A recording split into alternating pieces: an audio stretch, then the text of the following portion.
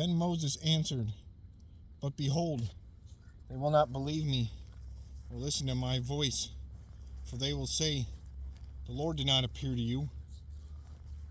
The Lord said to him,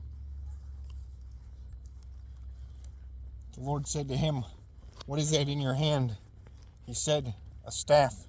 And he said, Throw it on the ground. So he threw it on the ground, and it became a serpent, and Moses ran from it. But the Lord said to Moses, Put out your hand, and catch it by the tail.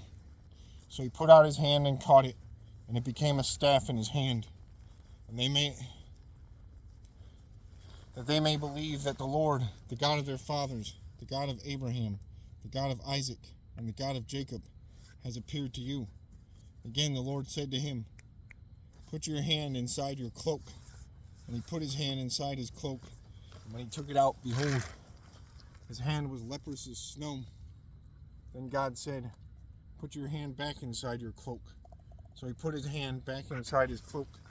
And when he took it out, behold, it was restored like the rest of his flesh. If they will not believe you, God said, or listen to the first sign, they may believe the latter sign. If they will not believe even these two signs, or listen to your voice, you shall take some water from the Nile, and pour it on the dry ground, and the water that you shall take from the Nile will become blood on the dry ground. But Moses said to the Lord, O my Lord, I am not eloquent, either in the past or since you have spoken to your servant, but I am slow of speech and of tongue. Then the Lord said to him, Who has made man's mouth? Who makes him mute, or deaf, or seen, or blind? Is it not I, the Lord? Now therefore go, and I will be your mouth, and teach you what you shall speak. But he said, O my Lord, please send someone else. Then the anger of the Lord was kindled against Moses, and he said, Is there not Aaron, your brother the Levite? I know that he can speak well. Behold, he is coming out to meet you, and when he sees you, he will be glad in his heart. You shall speak to him, put the words in his mouth, and I will be in your mouth, and with his mouth, and will teach you both what to do.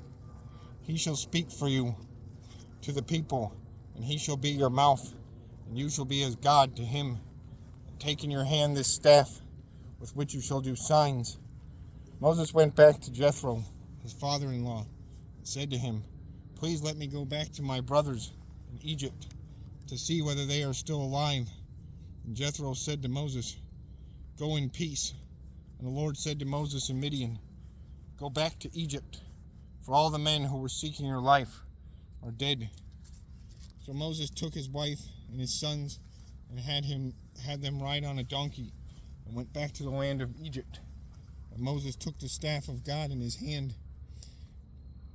And the Lord said to Moses, When you go back to Egypt, see that you do before Pharaoh all the miracles that I have put in your power. But I will harden his heart, so that he will not let the people go.